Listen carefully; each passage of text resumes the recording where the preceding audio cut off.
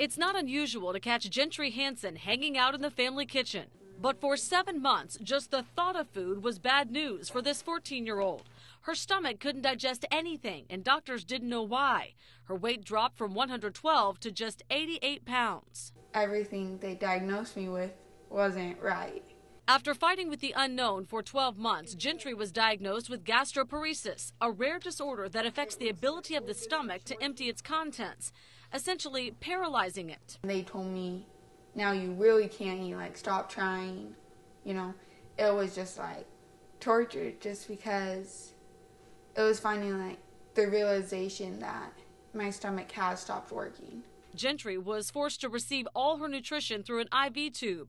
Family meals were especially hard. I would just go in my bedroom and I would open my windows and just stick my head out the window so I couldn't smell the smells. At times it really almost felt like abusive when you're feeding yourself, feeding your needs, taking care of everything you have, and yet your child's over there suffering and not having their basic needs. Gentry is not alone. When Kirsty Gore was just starting 9th grade, she started having what felt like flu symptoms.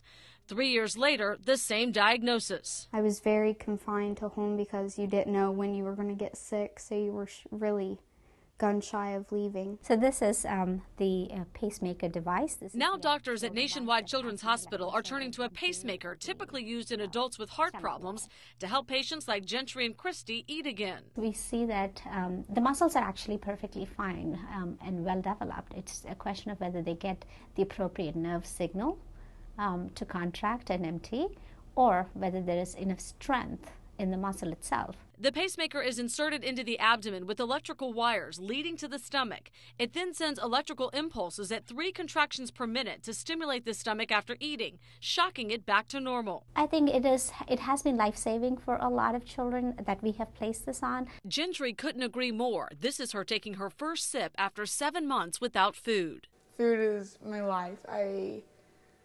It's so amazing, and I can't imagine going without it ever again. I'm Vanessa Welch reporting.